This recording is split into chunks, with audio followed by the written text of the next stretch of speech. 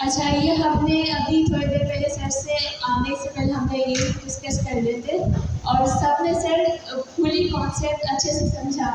अच्छा, forward deploy engineer हमारे पास market में पहले था और ये पुराना टर्म है, तो ये अब इतनी ज़्यादा वैल्यूएबल और क्यों हुई, अगर मैं अपने पर्सपेक्टिव से बताऊँ एग्जाम्पल के तौर पर कि भाई जो पुराने डेवलपर्स थे उनके साथ वो क्या करते थे, सिंपली प्रोजेक्ट मिला, कोड मिल गया, बात खत्म, नथिंग मच।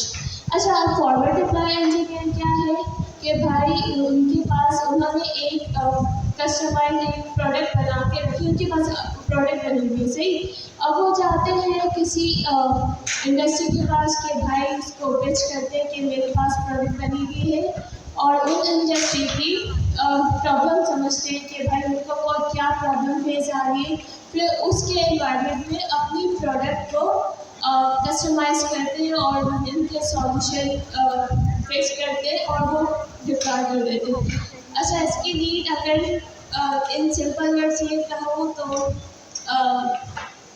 जैसा कि रेस AI का इतनी तेज़ी से हो रहा है, तो मे बी इसलिए, क्योंकि सर मैंने जो स्टूडेंट के पर्सपेक्टिव से आंसर बताया, राइट? मेरी बात से सब सहमत है?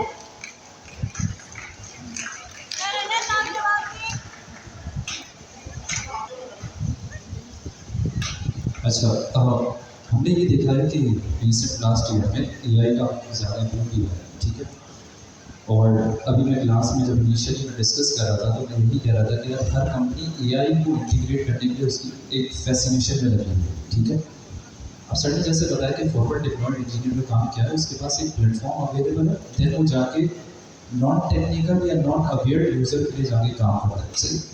मार्केट में क्लाउड कोड अवेलेबल है, ठीक है, मार्केट में कोडेक्स अवेलेबल है, जो कि बेसिक प्लेटफॉर्म अगर हम अज्यूम कर लें तो वो हर किसी के पास उस चीज़ का एक्सेस है। मगर इंडस्ट्रीज या कंपनीज के अपनी इंटरनल रिसोर्सेज उस चीज़ को उस सर्टेन वे में डिप्लॉय नहीं कर पा रही जिसके थ्रू मेजरेबल ROI या इन्वेस्टमेंट मिल सके, उसका मेजरेबल इम्पैक्ट डिफाइन हो सके उस सर्टेन बिजनेस के अंदर, उस सर्टेन वर्टिकल के अंदर। ये चीज़ क्या कर रही है, मार्केट में गैप क्रिएट कर रही है उन रिसोर्सेज के लिए जो कि प्लेटफॉर्म को यूज़ करते हुए बिजनेसेस के लिए एक मेजरेबल ROI डिफाइन कर सके, उसको प्रॉपर्ली डिप्लॉय कर सके, ताकि बिजनेस एक्चुअल में AI का इम्पैक्ट अपने प्रोसेसेस में, अपने वर्कफ्लो में देख सके। ये वाली चीज़ जो है बेसिकली ये गैप क्रिएट करती है उस पोजीशन के लिए जिसको फिर हम as a forward deployed engineer लेके चलें। सर ये मेरा कॉन्सेप्ट है। आपको थोड़ा सा गौर करा, AI में पूछा क्या यही मसला नहीं है? एंथ्रोपिक का हाईली टेक्निकल प्रोडक्ट और यूजर को नॉन टेक्निकल इस एरिया, तो एग्जैक्टली मैच कर गया करेक्ट सिचुएशन और बिजनेस मॉडल। तो इन सब में फॉरवर्ड डिप्लॉयड इंजीनियर एंथ्रोपिक क्या करती है? अच्छा, ये हम सब कवर कर लें, आज सिर्फ हम उर्दू में कवर कर लें, आइंदा ये सिर्फ अंग्रेजी में कवर करेंगे और वेडनेसडे की क्लास की रिकॉर्डिंग अवेलेबल है अंग्रेजी में। क्यों? मैं चाहता हूँ आपको अंग्रेजी की आदत और मुझे भी। तो वेडनेसडे की क्लास है 8 से लेकर 9:30 तक, जुनेद और मानिया भी। तो आपने वो ले लिया सारा बिजनेस का एस्पेक्ट, उसमें हम कवर करेंगे ज़्यादातर। मगर आज मैं सिर्फ बात को शुरू करने के लिए अब एंथ्रोपिक को प्लेटफॉर्म है, एंथ्रोपिक तो बहुत बड़ा प्लेटफॉर्म है। क्लाउड कोड से बड़ा प्लेटफॉर्म कौन सा है इस वक्त दुनिया में? क्लाउड कोड प्लेटफॉर्म है और एंथ्रोपिक अपने फॉरवर्ड डिप्लॉयड इंजीनियर $8 लाख में जनरल मोटर्स को भेज देता है या PIA को भेज देता है। 2 भेजता है सिर्फ, मैक्सिमम 2-3 और $6-7 लाख कमा देता है। और सिर्फ कमा नहीं रहा था इस डेवलपर पे, बल्कि प्लेटफॉर्म में भी लॉग इन कर रहा होता है यूजर को। यूजर लॉग इन हो गया प्लेटफॉर्म। अब सवाल एक है, हमारा क्या होगा कल यार? हमारे पास तो अजरोट हो गया नहीं। हम अगर क्लाउड कोड को प्लेटफॉर्म लेके किसी कंपनी के पास जाते हैं तो कहता है तुम क्या हमें क्लाउड कोड में जा रहे हो तो मार्केट में मिल रहा है, तो तुम्हें $6 लाख क्यों दूं?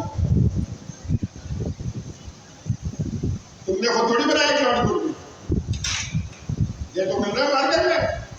तुम्हें $6 लाख या $8 लाख तुम्हें क्यों दूं भाई? तुम्हारा तो प्लेटफॉर्म है नहीं, क्लाउड कोड का प्लेटफॉर्म है। क्लाउड कोड का जो डेवलपर आएगा वो अंदर के और भी उसके पास काम होंगे जो हमारे पास नहीं है, वो सॉफ्टवेयर भी होगा कुछ, हमारे पास तो नहीं है। अब क्या करें? तो अब क्रिएट हो गया, अब क्या करें? अपना प्लेटफॉर्म बनाएं।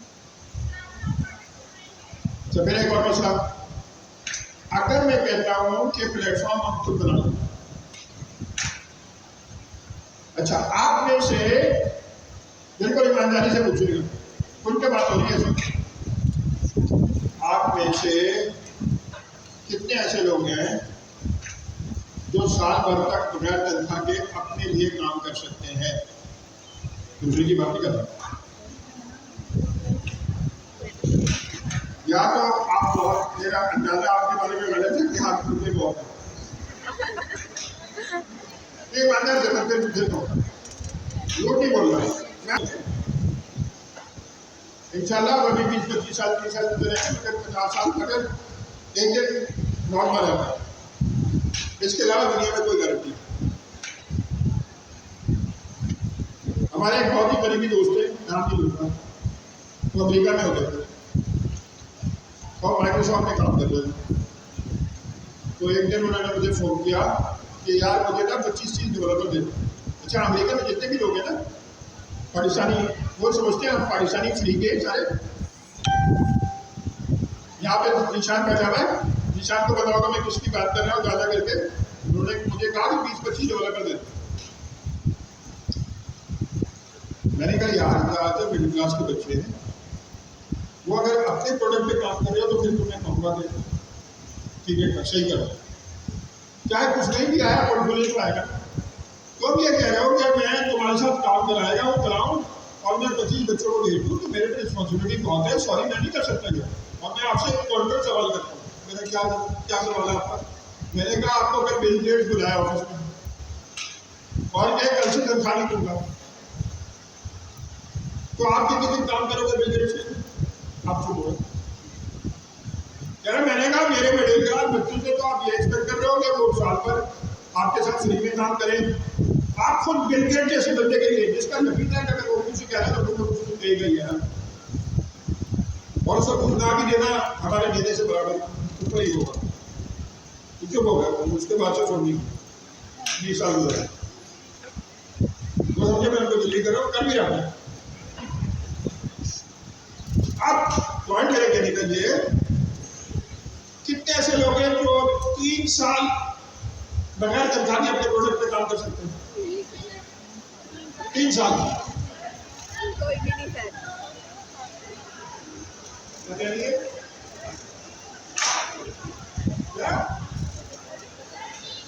वहां पे किसी ने बकलावी की दुकान खोली।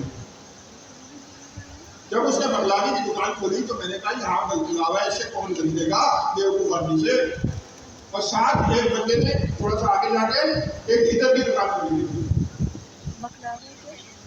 मैंने कहा इसका इधर कौन खरीदेगा? अच्छा इधर वाली दुकान खोली। इसलिए ये मैं बकलावा, मैंने सोचा मेरी खाला बीमार रहती है, बुजुर्ग हो गई है, तो मैंने कहा खाला नहीं है बकलावा ले लूँ। मैं तो नहीं कहूँगा कि सऊदी अरब से आया है, मगर मैं कहूँगा सऊदी अरब कैसा है। कहने का सर आप देख रहे हैं, मैंने कहा भाई अभी तो 10 दिन है चले आपका 1 महीने पहले बिल है। उसका बकलावा इतना चलता है, इसे 1 महीने पहले का ऑर्डर मांग रहे। पॉइंट मेरा कहने के लिए बेटा जो ये कह रहे ना करोड़ों रुपए की उम्मीद हो ये हो वो, धंधे में ऐसा कुछ नहीं होता है, ये बचपना है।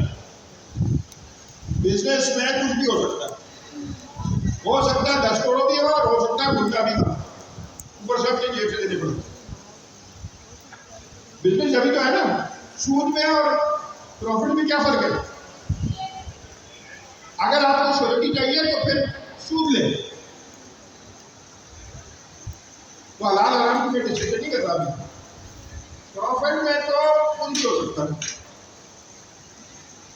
तो मैंने क्या किया, मैंने सोचा कि आपसे तो बनना नहीं है, क्योंकि आप यही कहते रहेंगे जब तक 100 करोड़ आएंगे तो फिर हम डेवलपमेंट करेंगे। तो मैं आपके लिए 50-60% काम कर रहा हूँ और बेसिकली एक की तय जमा है, इसको मैं इको सिस्टम कह रहा हूँ। और मैंने पाकिस्तान के जो बेस्ट डेवलपर, वैसे तो बेस्ट डेवलपर 100 बैठे हैं। कासिफ भाई बेस्ट डेवलपर है, अजीब बेस्ट डेवलपर है, अनस है। मगर ये बिजनेसमैन नहीं है। डेवलपर होना और बिजनेसमैन होना बड़ा फर्क है। अच्छा, अब मैंने क्या किया, जबकि जो मैंने जिनको सिलेक्ट किया वो बिजनेसमैन नहीं है, मगर उनको पता ही नहीं है कि नौकरियाँ होती है और बिजनेस की होती है। तो वो आज नया कहानी में कासिफ भाई ज़्यादा पैदा होता है, नया बंदे को तो पता होता है ना, पुराने पार्टी को तो पता होता है ना, खुदा की याद तो 3 साल नौकरी नहीं मिली तो बीवी को घर से निकाल देगी। प्लस मैरिज चलो उन्होंने तो नहीं निकालती, अम्मा तो नहीं निकालती, तो जुनैद, रेहान और बानिया, इसके अलावा 2-3 मिनट। अब कैसे समझिएगा, अब पहली बात जो समझ में नहीं आ रही वो बोल दो।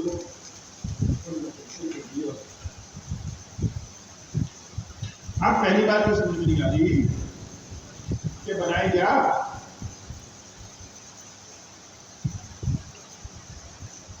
मैं आपको कहानी एक और सुनाता हूँ। मुझे कैनेडियन की कहानी याद है, याद रखना कैनेडियन की कहानी। वो कहानी आपको फॉरवर्ड डिप्लॉयड इंजीनियर समझाती है। अब एक और कहानी सुनाता हूँ।